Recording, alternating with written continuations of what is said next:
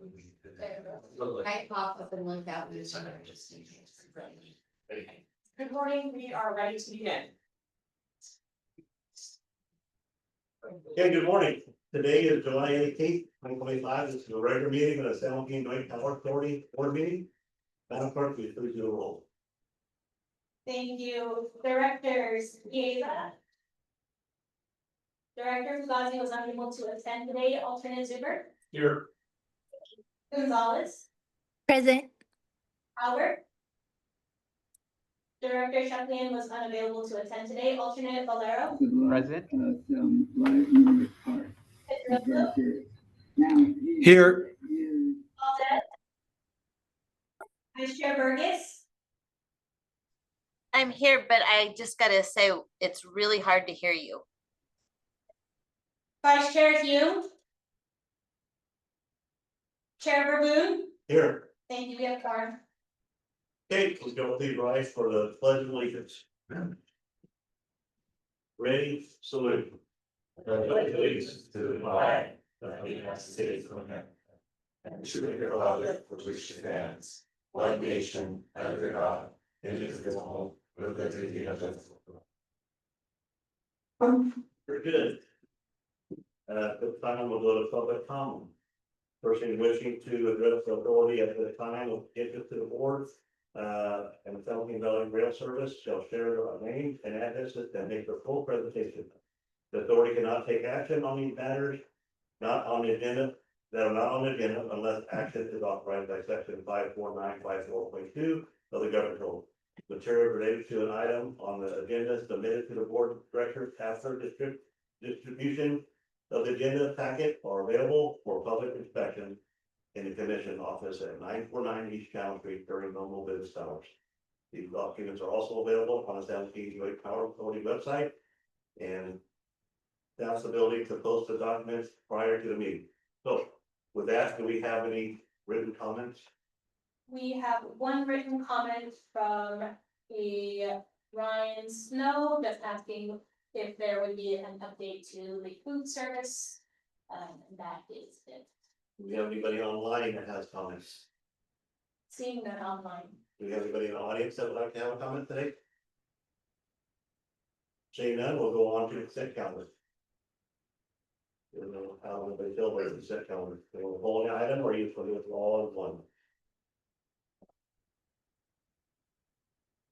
All in one. Do I have a motion to approve the consent calendar? I'll move to approve. Moved by Leo, Let me suggest some things you did not do well. Second. Number one, we have a motion and a second, and do we have any comment on any items on the consent calendar? Seeing that online. None in the audience? Madam Clerk, please call the roll. Thank you. Directors Alternate Zuber, Yes. Gonzalez, Yes. Alternate Valero, Yes.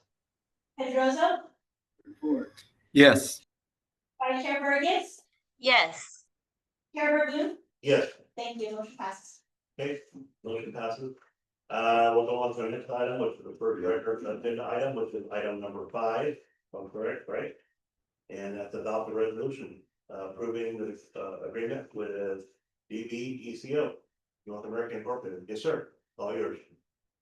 Morning, Chair, board members. As the San Joaquin service continues to grow and evolve, staff is always looking for ways in which we can improve both ridership and revenue for the service. Throughout some of these strategy sessions, one of the things that's been talked about from time to time is what it would look like to add a different level of service to the trains. And so that's where the idea of doing a study on what adding a business class service might look like for the San Joaquins. And so the business class study was included in this year's SJJPA business plan. When you look at how the service runs today, it's really just a single class coach experience. There's no option for a rider to upgrade their ticket to a different level of service, like you might find on an airplane or even other train services. And so for this study, we're looking to find out several things when it comes to gauging market demand and what riders would really expect out of a business class service.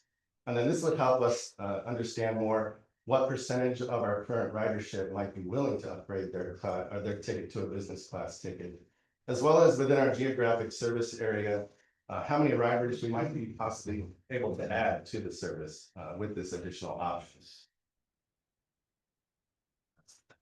Now, in order to really properly gauge and understand a market demand for business class service, we want to not just look at one concept, but we want to have several concepts that would all meet these basic rider expectations. And so we've asked the proposers to come up with multiple scenarios or multiple concepts for staff to review.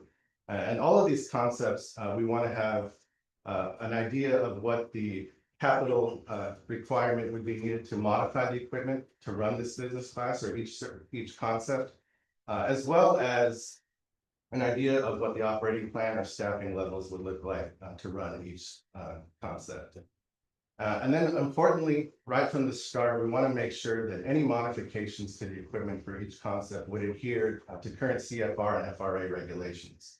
We don't want to get down the road and find out that the concept is not feasible because it doesn't do that. So again, right from the start, we want to take that into account.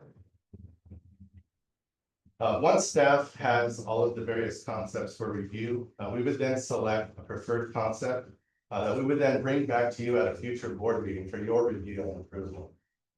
From there, we would then be able to write an implementation plan that would take the project from concept to reality, and then use that implementation plan to develop all the necessary solicitation documents for things like the design, material requirements, and engineering for the project. So we look forward to bringing that back to you in the future, and adding something new and exciting to the service. Thank you, Nathan. So the authority released an RFP in March of 2025 via Planet Bids, and we received 2 proposals on the due date. One was from Bar Wise Consulting in San Diego and the ECO in Sacramento. Both proposals were deemed responsive and meeting the requirements and were evaluated by Rail Commission staff, authority staff. Both firms were invited for interviews, and we combined the scores from both the interviews and the proposals and to determine the high score proposer. Staff deemed ECO as the most responsive and responsible proposer. The project manager reviewed the cost proposal and confirmed that it was fair, reasonable, and within the scope of work. The agreement will be effective upon execution by both parties, and it will be for 2 years with 3 one-year options. And the base contract amount is a little over $524,000. Expenses and revenues for this agreement are identified in the current business plan and also in the master funds agreement, transfer agreement that we have with Caltrans. And so staff recommends approval of this agreement, and we would be happy to answer any questions. Thank you. Does any board member have a question at this time? Any thoughts on this project? I know that I fly an airplane, but when I fly, I like to fly in first class, but I can't afford it. I like to fly business class, I don't fit in the seat back by the foot. So what are we looking to change? Do we have any idea? I know they're gonna come up with a lot of ideas here, but yeah, I think that's what this study would look to find out is what people would expect, like yourself, out of that business class service. So definitely would take those type of things into consideration. I just won't be able to get on my seat and come back and I'm going to sit in it. Okay, I'm looking for a motion. I'll move to adopt the resolution. The motion? I'll second it. Do we have a second? Do we have any questions from the audience? Do we have any questions online? Seeing that online. Okay, Madam Clerk, please call the roll. Thank you, directors. Alternate Zuber, Yes. Gonzalez, Yes. alternate Valera, Yes. Pedrosa, Yes. Vice Chair Burgess, Yes. Chair Burgoon. Yes, Thank you, motion passes. item passing. Well, thank you very much. We'll go to item number 6 and we have Dan Levitt. Great. Good morning, Chair Boone, members of the board. The Southern Alameda County Integrated Rail Analysis, which we refer to as the SoCo Rail Study, was led by the Metropolitan Transportation Commission, which goes by MTC. MTC partnered with a number of different agencies for this $5 million study, including the San Joaquin Regional Rail Commission, which I'll refer to as the Rail Commission. The SoCo rail study built upon the foundation of the 2018 California State Rail Plan, which established a statewide vision for passenger rail. And as part of that plan, did identify an East Bay hub station to be located somewhere in southern Alameda County. The SoCo rail study concluded that the East Bay hub would be a rail-to-rail connection between BART and ACE at the Union City BART station. And this was included as a midterm project in the draft 2023 California State Rail Plan. And the project was assumed to be 3 additional new ACE round trips that would be intercity trips. And 2 of those 3 round trips would connect to future high-speed rail at Merced. This extension of ACE to Union City has been called the Union City Intermodal Station Phase 3 project. The Rail Commission worked with the City of Union City to secure $3.5 million needed for environmental review for this project. And the Rail Commission is the lead agency for the environmental work for this ACE extension. Alameda CTC approved $3 million in Measure BV funds in early 2024, and the Rail Commission signed an agreement with Alameda CTC for those funds. And then the Rail Commission and the San Joaquin Joint Powers Authority both took action in 2023 to contribute $250,000 each to match the funds that are being provided by Alameda CTC. The San Joaquin Joint Powers Authority is a funding partner with this effort, since the proposed new ACE service would be intercity passenger rail service. The Rail Commission approved the Mark Thomas Consulting Team as the one to undertake the environmental work. And that was done in September of last year, and then the work began in November. The final 2024 California State Rail Plan, which was released early this year, demoted the extension of ACE to Union City, where it was previously listed as a midterm improvement, to now being identified as a long-term improvement that would be implemented somewhere between 11 to 25 years from now. MTC also changed the designation for the Union City Intermodal Station Phase 3 project from a midterm project, something that would be implemented within the next 10 years, again, to also being a long-term project in their updated Plan Bay Area 2050. As a result, both the San Joaquin Joint Powers Authority in our 2025 business plan and the Rail Commission in their 2025 work program, to be consistent with the state and the Bay Area, now show this project as being a long-term project. And then shortly after we brought on the Mark Thomas team in November, Rail Commission staff did give a stop order to the team, really recognizing that we needed more time to assess whether the priorities for the Valley Rail program and whether or not to proceed with this effort. Staff have concluded that it's premature to environmentally clear the Union City extension, since it's now expected to be implemented in the long term, and we estimate it most likely sometime after 2040. And then we believe that the Rail Commission and the authority really need to focus its staff time and financial resources on delivering near-term and mid-term Valley Rail expansion projects, as well as our coordination with UP should really be focused on near-term and mid-term projects. We are recommending that the Rail Commission and the authority take action to reallocate the SRA funds that have been allocated for this effort, and for the Rail Commission to work with Alameda CTC to terminate the agreement for the $3 million in Measure BB funds, and also to terminate the Mark Thomas contract. And I did want to report that yesterday, the Rail Commission held their board meeting for this month and had a very similar item and did take action to do those 3 things: to reallocate the SRA funds that they had put towards the project, to terminate the agreement with Alameda CTC for the $3 million Measure BB funds, and also to terminate the Mark Thomas contract. The fiscal impact for this, the authority will now have, if you take action, will have the ability to use nearly $250,000 in SRA funding for other purposes, subject upon your approval. And then we are asking for today that you do adopt the resolution that's in your board packet that allows you to repurpose the $250,000 in SRA funds. And I'm open to any questions. Thank you, Dan. Any questions from the audience or the board? Any questions from the board first? Anybody online have questions? Anybody in the audience? See, Alright. that Eh, no, easy. I'm looking for a motion. I'll make a motion. Supervisor Valero? Amy Valero's made a motion to approve. Second, I'll second.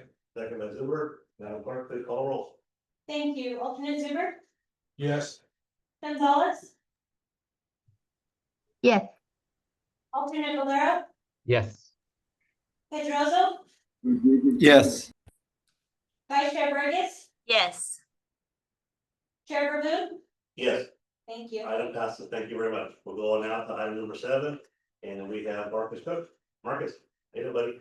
Hey, doing well. How are you? Good. Good. Good to see you. Good to see you both. I quite morning, not a lot of questions, comments. What? I'm sorry. And so sorry, Marcus. Before we begin this item, I do want to announce that Supervisor Piqueza has joined me. Welcome. Welcome, Vito. Okay, it's all yours, Marcus. Okay. Are you gonna do the intro? Oh, you did good. So at item 7, adopt a resolution adopting a fare increase of 7.5% for the San Joaquin Intercity Passenger Rail Service effective October 1st, 2025, and provide direction on future biannual fare increases. Marcus, all you.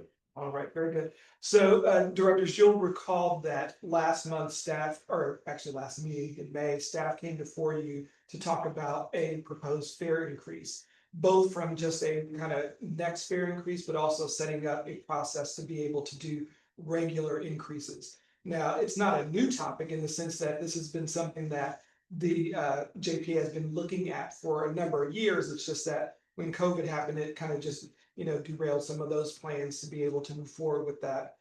But we're kind of at that point now where we do need to move forward, and then also in consideration of the escalating costs from Amtrak to be able to operate the service, we want to make sure that we are in alignment.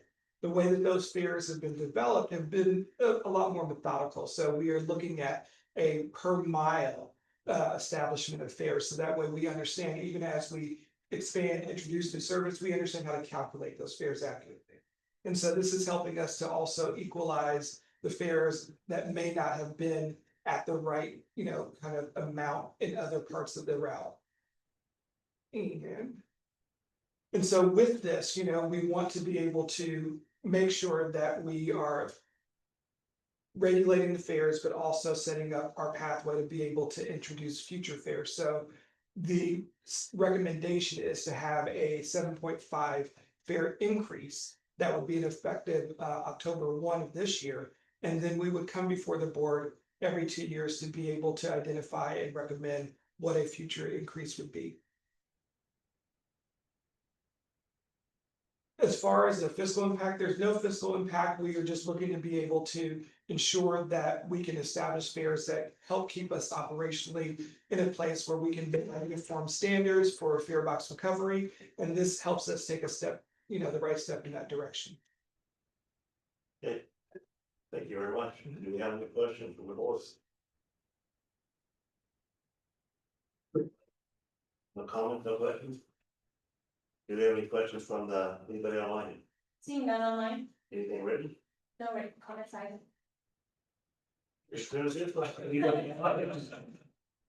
I know this is a tough situation. Anytime you gotta increase the fare, people don't ride the train because they wanna take time to do it. This is how they travel, so it hurts everybody, but the inflation has hurt everybody right now. I think we're 13 or 14%, so half that to help our train ridership is fine. And we have to make our fare box ratio. We gotta get that done or we're gonna be out of business. So if there's no question or comments, I'll bring it back to the board for a vote. Do I have a motion? This is Letty. I'll move to approve. Letty, moved by Letty, second by Second. Oh, Vito. Madam Clerk, please call the roll. Thank you. Directors Pieza, aye. alternate Zuber, Yes. Gonzalez, Yes. alternate Rivera, Yes. Pedrosa, Yes. Vice Chair Burgess, Yes. Chair Boone. Yes, Thank you. item passes. Okay, we'll go on to the next item, and that will be a adopted resolution authorizing the executive director for bid B to negotiate a award or execute a ground lease with California High Speed Rail Authority for Madera Station relocation project, subject to final approval of the ground lease as formed by general counsel. Stacy. And I believe I'm handing this up to college. I don't look like Stacy. No, thank you, sir. Good morning, directors. So here today to talk about the Madera Station. So the authority has been working to relocate the existing San Joaquin's Madera Station from the site near Madera Acres to a new site near Avenue 12, the BNSF main line and the high-speed rail Central Valley segment. The authority has been coordinating with relevant state and local partners, including High Speed Rail Authority and Madera County Transportation Commission. And after the Madera Station relocation project, future projects will also add a high-speed rail station and then expand this high-speed rail station at the site. Just as an update about the status of the project, final plans and specifications were completed in December. Madera Phase 1 includes several improvements, including a 600-foot station track and a passenger platform. It includes a prefabricated restroom building, a parking lot, temporary bus bays, stormwater retention basins, and an access road that connects to Avenue 12. And I'll have a map for you in a second. Phase 2 will construct a simple side-loaded high-speed rail station and expand some of the shared facilities. And then Phase 3 will expand all of those facilities and add a second high-speed rail platform. So a little bit more background on the right-of-way for this site. The authority owns a parcel that used to be an orchard, and the parts of the access road connecting to Avenue 12 will be built on that road. The parcel is already owned in fee by the authority. BNSF Stockton subdivision, of course, Amtrak operates on this, the San Joaquin's operates on this route. And this board previously authorized an agreement in March 2024, a construction and maintenance agreement with BNSF that governs the use of the right-of-way. And then the final piece of right-of-way are parcels owned by the High Speed Rail Authority. And much of the station improvements will actually be built on the High Speed Rail Authority owned property, including the parking lot, retention basins, and a significant portion of the access road. And to govern these properties, the authority and High Speed Rail, this authority and the California High Speed Rail Authority need to agree to a ground lease covering these parcels. On the screen is a map, and this shows the Avenue 12 that is on the right-hand side, the Stockton subdivision with BNSF, and the new station, the new Amtrak station in Madera are on the top of the plan. And along the bottom of the plan, you can see the high-speed rail tracks. And so kind of the beige looking parcels that are between both of the railroads, those are the parcels that are owned by High Speed Rail Authority, and then the parcel that's owned by this authority is on the right-hand side, closer to Avenue 12. So a little bit more background about the agreements. Our state funding partners require that we complete right-of-way before we can allocate construction funds, and of course we need to have construction funds allocated before we can procure a construction contractor agreement. And right-of-way completion includes this high-speed rail ground lease. We also have an upcoming allocation deadline for TIRCIT funding for this project that expires this fiscal year, and so we need to request construction allocation and begin the project very soon. The authority and the California High Speed Rail Authority have been involved in negotiations regarding the terms and conditions of this ground lease. The executive director and general counsel are exchanging comments with High Speed Rail Authority on the final draft of the ground lease, and given the narrow time frame for construction allocation, staff is seeking approval to execute the ground lease upon final approval by council. The fiscal impact, the ground lease does include a provision for a small property rental fee, which has already been discussed with the state funding partners who approved the annual business plan. And this would be included in future years' business plans that is submitted to this board for approval. So staff recommendation is to adopt a resolution authorizing the executive director or designee to negotiate, award, and execute a ground lease with California High-Speed Rail Authority for the Madera Station relocation project, subject to final approval of the ground lease as before by general counsel. Okay, thank you very much. Do we have any questions from the board? Supervisor Gonzalez, you have anything you want to add to this? This is your backyard. Yeah, no, thank you. I just want to thank Dan Levitt and the staff for keeping us apprised and working with our staff and all the folks here. It's been a process, but really appreciate all the efforts. And with that, I'll make a motion to approve. A motion by Ms. Gonzalez. Second. Supervisor Valero. Any discussion online? Any any other discussion from our board? Seeing none, we'll go to anybody online. Seeing no public comments. No written comment? Anybody in the audience? Okay, with that, I'll make, now quickly call the roll. Thank you. Directors Chiesa, Aye. alternate Zuber, Yes. Gonzalez, Yes. alternate Valero, Yes. Pedroso, Yes. Vice Chair Burgess, Yes. Chair Verboen. Yes, Thank you. item passes. I do have a comment, so. With this is just a ground lease we just voted on today, correct? So there's nothing new with the station. With the station being built, then we'll work with probably the city of Madera or county Madera. County and the Transportation Commission.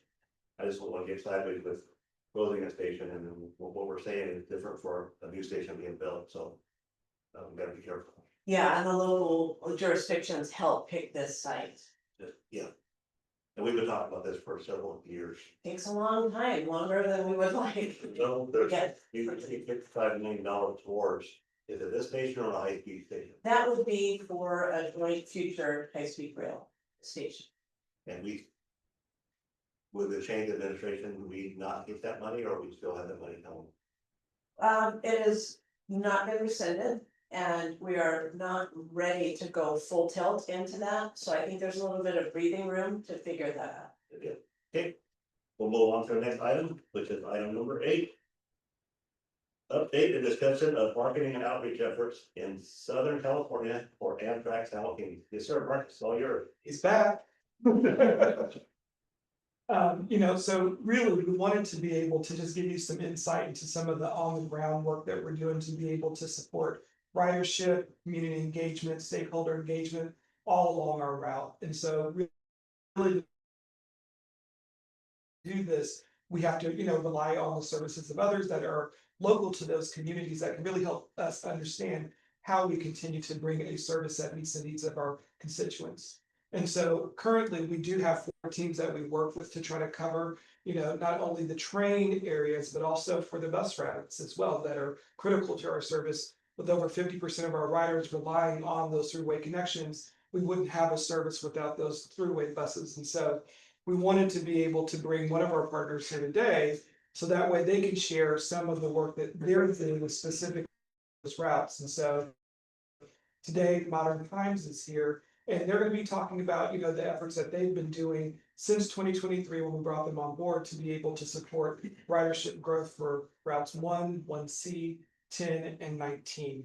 And so I would like to introduce Gabby Rodriguez, so that way she can talk to you today about the great work that they have been doing. Thank you. Good morning. Thank you, Marcus, and good morning to everybody. Good morning, Chair Verboen and all the directors. My name is Gabriela Rodriguez, for the record, for Gabby, and I'm the Director of Communications with Modern Times, Inc., your marketing and outreach consultant for Southern California. Right, hopefully this, okay, there we go. So we're gonna take a little trip to Southern California this morning. We cover the throughway bus routes 1, 1C, 10, and 19. What you see on the bottom of each route is just some of the efforts and how they're broken up percentage wise. The blue is really going to depict our efforts and how they've been split up as best to our knowledge of, percentage wise, from January of this calendar year to June of 2025. The orange number shows how we will be shifting our efforts from July 2025 through at least the rest of this year. As we have been getting to know the audiences in Southern California and their habits, their concerns, and combine that with knowledge and metrics, we need to start shifting more aggressively, in our opinion, our resources over to routes 10 and 19. So during this presentation, we will update you on our outreach efforts, our overall impact and numbers, our approach, how we've distributed the work so far and why, and share some insights we feel are important to the service's continued growth. So we will start with a brief overview of our coverage area. MTI has the distinct privilege of not only covering a massive area from a geographical standpoint, but also doing outreach in communities with diverse populations, cultures, and different preferred languages. MTI is ASJ's first ever consultant team in Southern California, in an area that is predominantly familiar with other Amtrak lines like the Pacific Surfliner. So associating the Amtrak name, for the most part, for most people in that area, they're going to think of trains instead of buses. And our goal is to make people aware of the San Joaquin service and increase ridership. There we go. MTI's approach to achieving our goal is laid out in 5 key buckets. Comprehensive route and amenity training. So we equip our street team staff, because we do a lot of in-person outreach and have a lot of boots on the ground efforts, with in-depth knowledge of Amtrak San Joaquin's routes, destinations, with over 100 in California, the onboard amenities, and anything else like the Wi-Fi and all that other great stuff. When we are at events, we make it a point to really touch base with these organizers, create a great relationship with them, which helps us with our goal to have always strategic presence at these events. So we deploy teams to key stations, key travel centers, community events that are close to stations. That way it's an easy, relatable way to say, hey, it's right across the street or 2 blocks down. And that way we can engage potential passengers and create awareness of the comfort and convenience of traveling with Amtrak San Joaquin. Informative material distribution is another thing that we really take a close look at. We utilize eye-catching schedules, route maps, promotional flyers. We also take a very close look at what is resonating with people when we're chatting with them, what's easy to read, so that we can make suggestions and tweaks on any of that. Partnerships with local destinations. We love to foster collaborations with tourism boards, which we're members of a couple of, hotels, event organizers, like I mentioned before, and people that are really going to be attending or involved with people that like to travel. Real-time feedback is another big part of what we do. We have a system that we've implemented. It is for our street team to gather passenger feedback. And it's a proprietary system, and you're able to take a look at real-time feedback. All right. So we have quickly learned that our regions require us to get to know the travel habits and perspectives of different communities and dissect their ways of taking in information.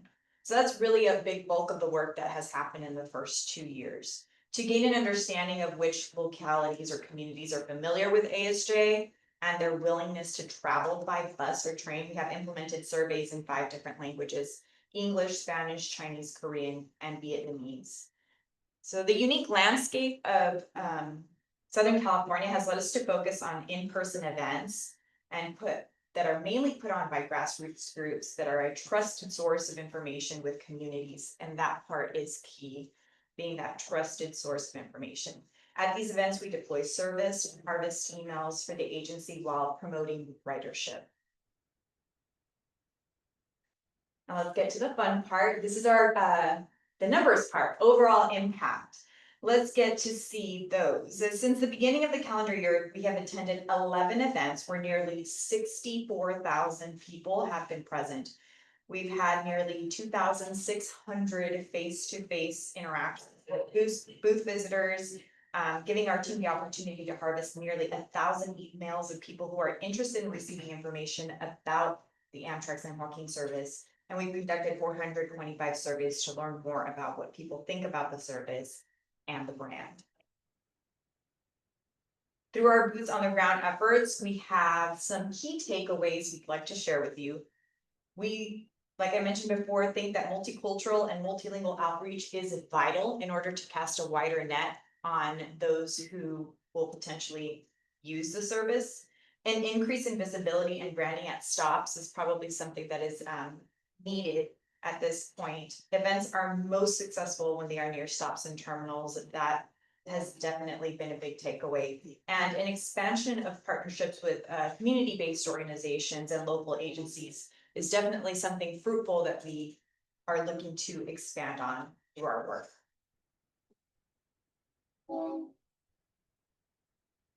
We've done a good job and love working with all of the other consultants that you have on board. Collaboration with those groups has resulted in successful cross promotions and project execution. Some of those collaborations include some social media calendars that we submit monthly. So we take a look at what events, big events may be happening throughout Southern California that may draw ridership to the area. Send that list in a social media calendar format to the teams and hopefully help with content development for social media. We continue to help with managing and recruiting college ambassadors that can help promote the service organically via social media.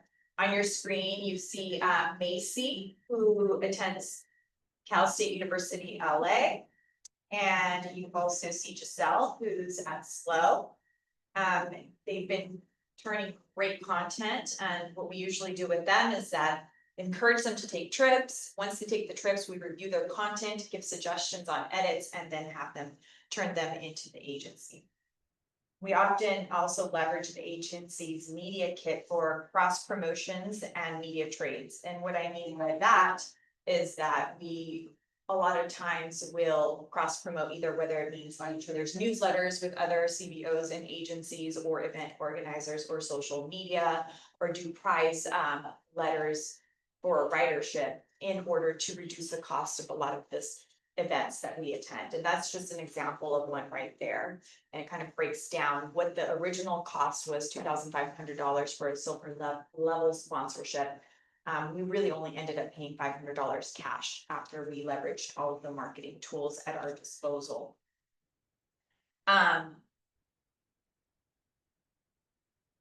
We also did this for an SDSU event. This was a really great event that really focused on sustainability. And we think that that is an audience that we really need to tap into a little bit more. And we've been doing a lot more work to find some events that tap into those audiences. These are, I think, people that are really going to adjust their habits and their way of living life, including, you know, even if it means a smaller inconvenience in order to live a more sustainable lifestyle. So in the next few slides, you'll continue to see other ways that we've leveraged some of these media kits and have gotten even some earned media placements because of it.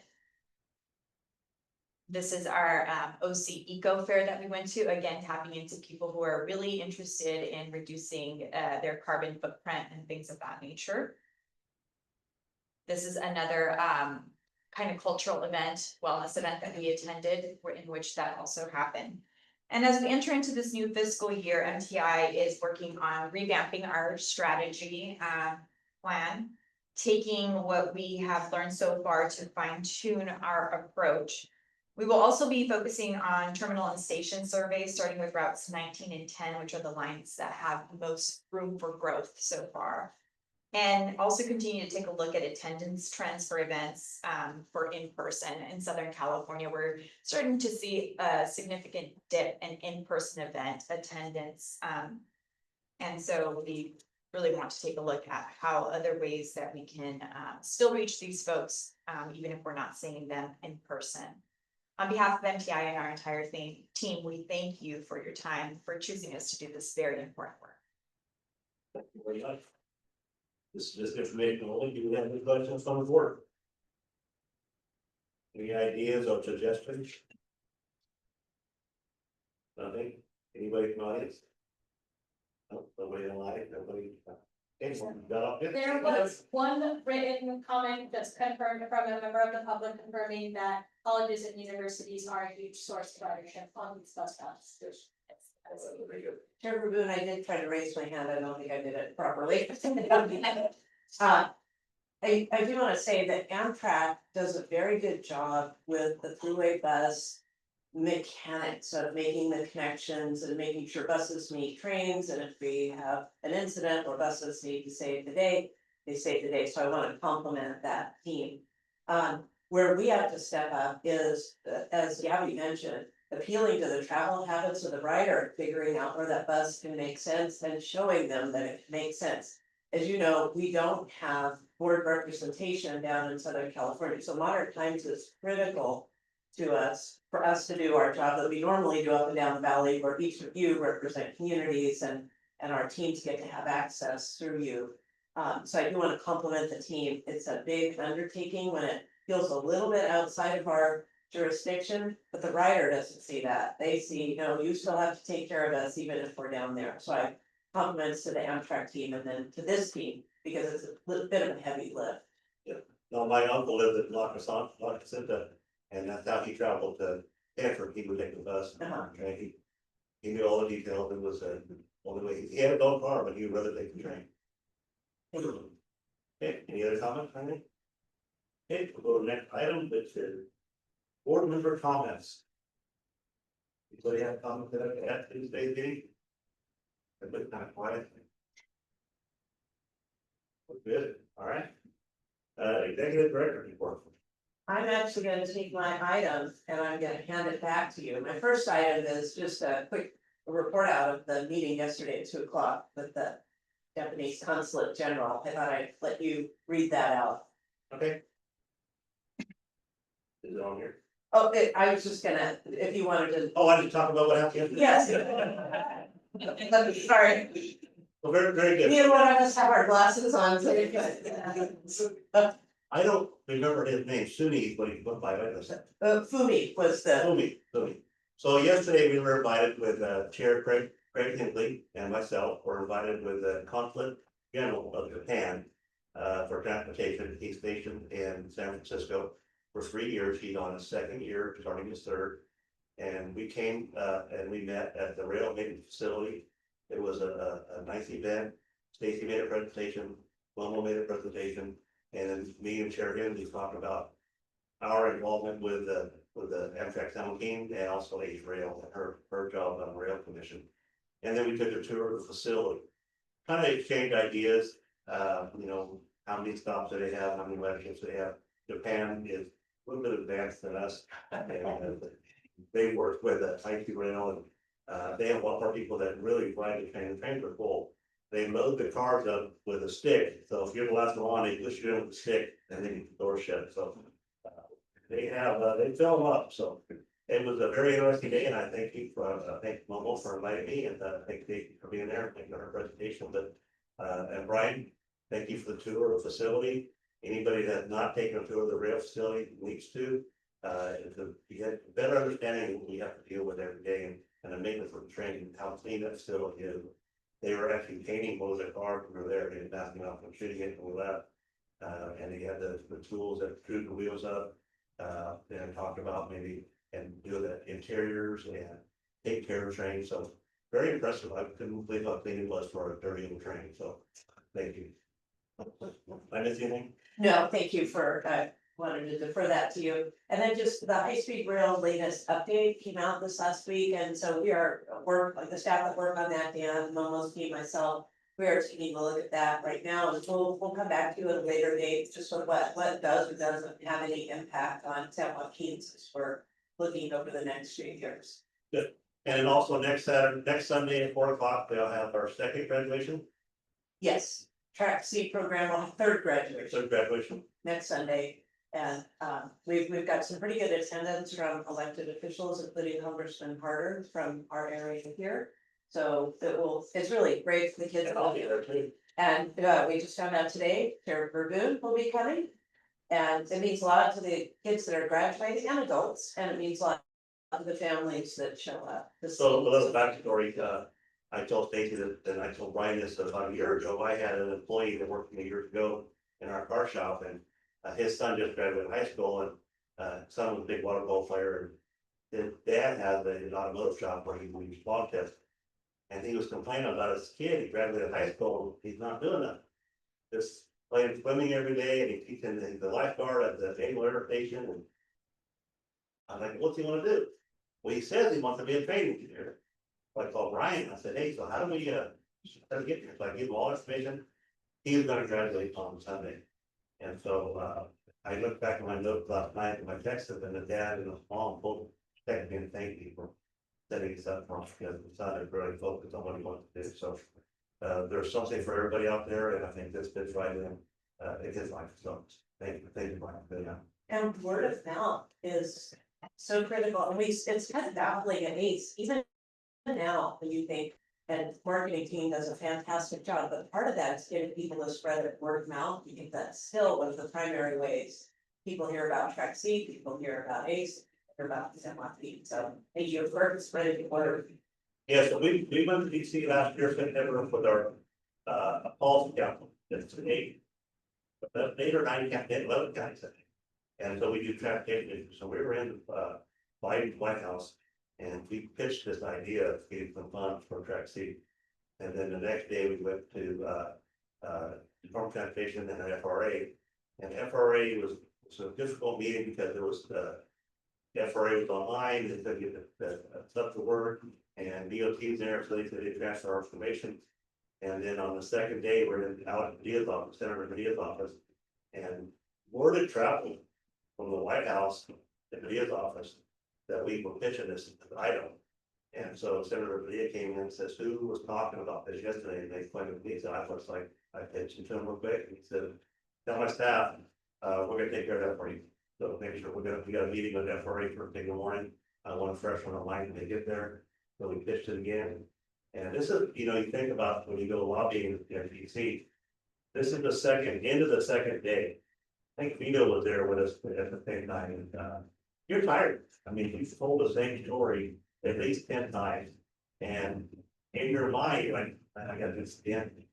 But we stayed strong, and then that was September 11th, I think, the money in October, third or fourth, something like that.